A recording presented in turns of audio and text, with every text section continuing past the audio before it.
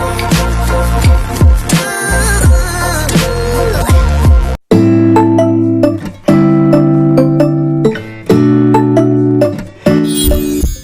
दोस्तों एवं प्यारे विद्यार्थियों, मेरा नाम है विजय यादव और मैं स्वागत करता हूं आप सबका अपने YouTube चैनल द ज्ञान कुंभ में। और एक बार फिर उपस्थित हैं आपके समक्ष हिंदी व्याकरण की एक और न्यू वीडियो लेकर। पिछली वीडियो में हमने उपसर्ग एवं उसके प्रकारों को समझा और पढ़ा, और आज की वीडियो हम पढ़ेंगे प्रत्यय, प्रत्यय का अर्थ एवं प्रत्यय की परिभाषा। तो आइए बिना कोई समय बर्बाद किए हुए शुरू करते हैं आज की हिंदी व्याकरण की कक्षा। तो शुरू करते हैं आज की हिंदी व्याकरण की कक्षा। और आज की कक्षा में हम पढ़ रहे हैं प्रत्यय। जी हाँ, प्रत्यय। पहले हमने उपसर्ग पढ़े, उनमें ये देखा कि उपसर्ग जो है शब्द के आगे लगते हैं और प्रत्यय पीछे लगेंगे, बस यही एक अंतर होता है। तो पहले हम जानेंगे प्रत्यय का अर्थ। तो पेन और कॉपी अपने हाथ में ले लीजिए और प्रश्न लिखना शुरू कीजिए। तो पहला प्रश्न है, प्रत्यय शब्द का क्या अर्थ है? अब आप देखें तो हमने लिखा प्रत्यय। अब इस शब्द को अगर हम बीच में से तोड़ें तो इसकी जो संधि होगी वह प्रति प्लस आय, एक संधि भी है। अब हम इन दोनों जो शब्द निकल के आए हैं प्रति और आय, इनका अर्थ समझते हैं। प्रति का अर्थ होता है साथ में। प्रति एक उपसर्ग भी है, उसमें भी हमने देखा था। और आय का अर्थ है चलने वाला। तो अब आपने दोनों शब्दों के अर्थ समझे। प्रति यानी साथ में और आय का अर्थ निकलता है चलने वाला। तो इसका यानी उत्तर जो होगा वो ये होगा कि प्रत्यय वे शब्द हैं जो साथ में पर बाद में चलते हैं, साथ में या बाद में चलने वाले होते हैं। ये इसका अर्थ निकल के आता है। उम्मीद है आपको प्रत्यय का अर्थ समझ में आ गया होगा। तो अभी हमने प्रत्यय शब्द का अर्थ समझा, अब हम जानेंगे प्रत्यय की परिभाषा। तो अगला जो प्रश्न है वो लिखिए, प्रत्यय किसे कहते हैं? उदाहरण सहित लिखिए। अब उत्तर लिखें, वे शब्दांश जो किसी मूल शब्द के अंत में या बाद में जुड़कर उस शब्द के अर्थ में परिवर्तन ला देते हैं, उसे हम प्रत्यय कहते हैं। तो हम अब यहाँ कुछ उदाहरण लेते हैं, उनसे आपको समझ में आ जाएगा। जैसे कि हमें पता है कि प्रत्यय जो है वो बाद में अंत में लगते हैं। जैसे कि एक प्रत्यय है आवट,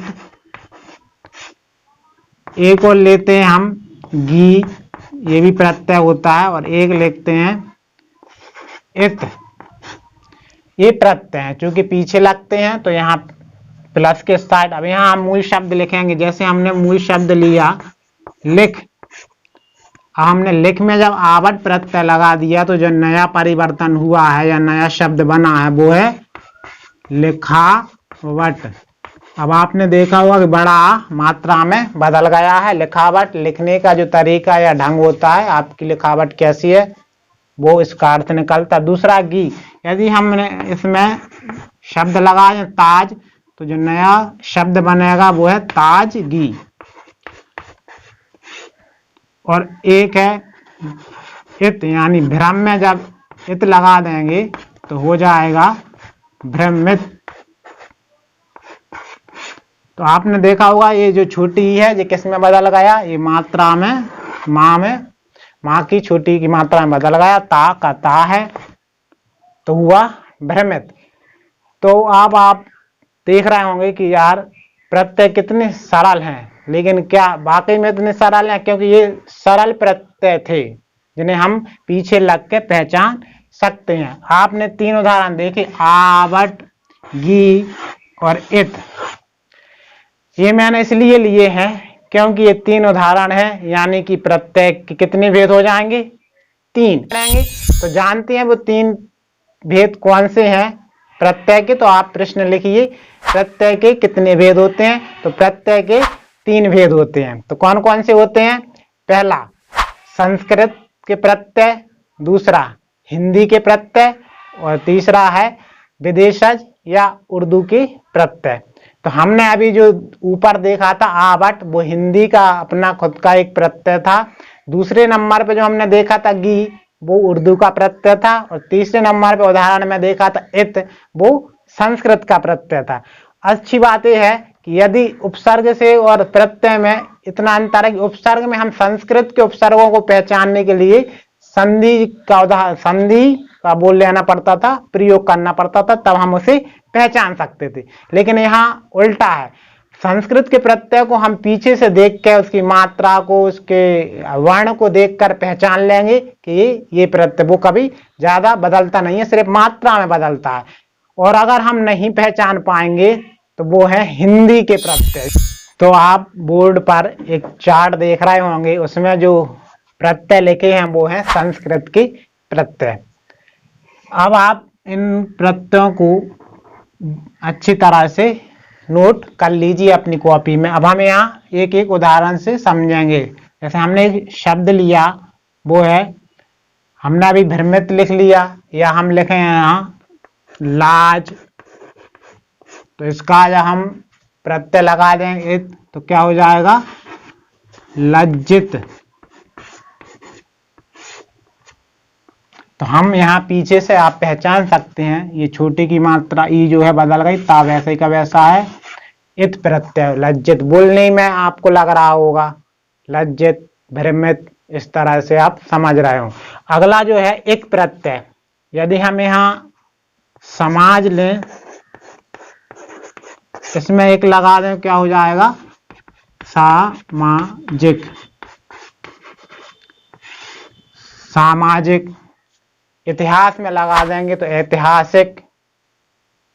धर्म में लगा दें तो धार्मिक। एक की ये विशेषता रहती है, इधर आप नोट करके लिख लें कि एक जब लगेगा तो जो आपका पहला वाला जो वर्ण है, अक्षर है, वो बड़ा हो जाएगा, उसमें बड़े आ की मात्रा लग जाएगी। तो आपने इस तरह के प्रत्यय में देखा होगा, एक वाले में खासकर, ये तो इसकी विशेषता ही है, आगे का अक्षर बड़ा हो जाए। जैसे हमने सामाजिक में देखा होगा, सा बड़ा हो गया। धर्म में देखेंगे, अरे हम धर्म में एक लगा, धार्मिक हो जाएगा।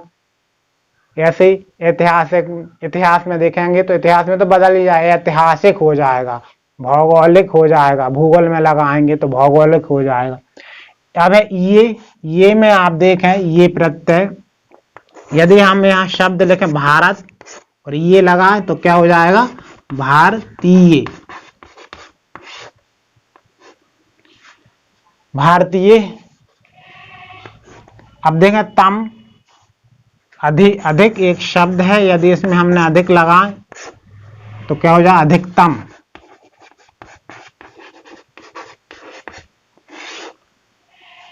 लघु में लगा दें, लघुत्तम। इसी तरह वान में हम लगा देंगे जब, तो वान के तो बहुत सारे उदाहरण आपने, बल में जब वान लगा दें तो क्या हो जाएगा, बलवान। गुण में लगा दें तो गुणवान। ज्ञान में लगा दें तो ज्ञानवान। अब है मान। मान में यदि शक्ति शब्द में हम शब्द में जब लगा तो शक्तिमान। कीर्ति में मान लगा दें तो कीर्तिमान। अप में मान लगा दें तो अपमान। तो ये कुछ संस्कृत के प्रत्यय और उनके उदाहरणों से हमने ये जाना, और इनको हमने ये भी जाना कि पीछे से आप पहचान सकते हैं। ये तो बहुत ही सरल है। अब जो बचे हुए संस्कृत के प्रत्यय हैं हम उन्हें देख लेते हैं। अगला जो है वो त्व, शाली और तर। अब हम इनका एक एक उदाहरण देखें। यदि हम इसमें गुरु शब्द लें और त्व लगा दें तो क्या हो जाएगा, गुरुत्व। इसी तरह लघु में यदि त्व लगा दें तो लघुत्व, बंधुत्व, इस तरह के शब्द बनेंगे। दूसरा है शाली। यदि हम इसमें जैसे शक्ति शब्द में यदि शाली जो प्रत्यय है उसे लगा दें तो बन जाएगा शक्तिशाली।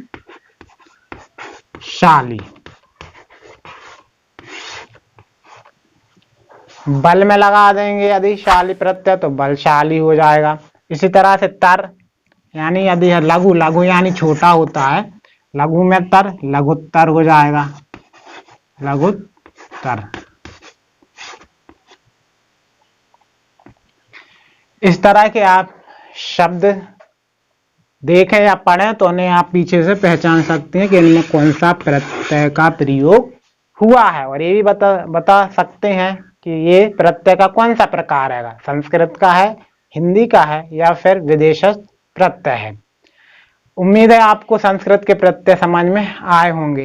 तो अभी हमने संस्कृत के प्रत्यय को समझा। अच्छा, ये मेरे मन में एक प्रश्न है, सोचेगा आपसे पूछ लें, हो सकता है आपको इसका उत्तर आ जाए। एक प्रश्न ये है कि दानव शब्द में कौन सा प्रत्यय है। आपको विकल्प भी दिए जाएंगे। पहला विकल्प है अ, दूसरा है नव, तीसरा है अव और चौथा है व।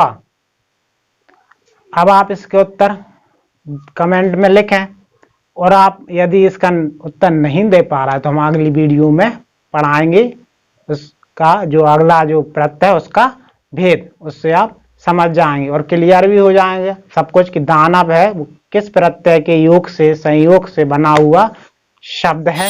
तो उम्मीद है आपको हमारी आज की वीडियो पसंद आई होगी, और पसंद आई है तो लाइक कीजिए और अपने अधिक से अधिक दोस्तों के साथ शेयर कीजिए और सब्सक्राइब कर दीजिए हमारा अपना यूट्यूब चैनल द ज्ञान कुंभ को। धन्यवाद।